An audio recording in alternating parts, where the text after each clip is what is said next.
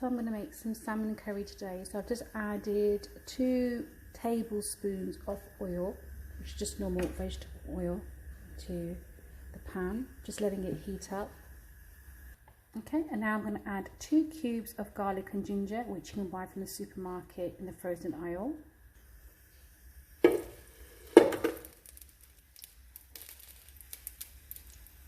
I'm going to let that melt for a minute or so. So, once your garlic and ginger looks like this, it's nearly melted in the oil, I'm going to add 2 chopped onions. These are frozen.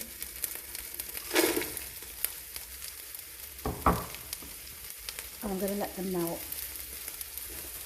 And add a bit of, so basically I'm looking for them to go a little bit brown.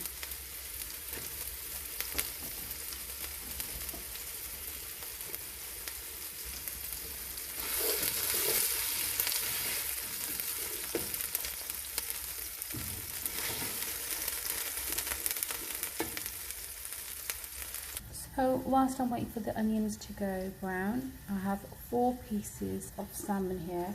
This is from the frozen section, so it is frozen. I bought this from Morrison's. So yeah, this is what I'll be putting in there. And now this is optional. I'm going to add 4 green chilies. And now I'm going to add these 2 chopped tomatoes. So I'm going to give this a mix now. And what I'm waiting for is for the tomatoes to release its water, and then I can add the spices and the salt. So at the moment I'm just trying to make the masala for the fish. Okay, so I'm going to leave this now for a couple of minutes on a low heat for the tomatoes to melt. So here are my spices. I'm going to add a handful of kasuri methi, 1 teaspoon of ground turmeric, which is haldi, and 2 teaspoons of this mild Kashmiri curry masala. And I will also be adding 1 teaspoon of salt. As some of you aware, I'm not really keen on adding salt to cooking, because I think the spices have salt in it anyway, so I'll be adding that as well, just 1 teaspoon. So I've added the spices now, and now I'm going to give it a mix.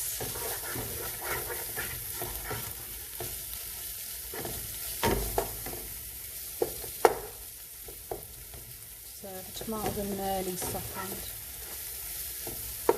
Just going to give it a couple of minutes before I add in the salmon. So here's my salmon, and what I'm going to do is I'm just going to grind some black pepper all over it, but this is optional. So I had 1 pepper in the fridge, so I decided to chop that, and I'm going to be adding this in as well. So this is what the masala looks like now.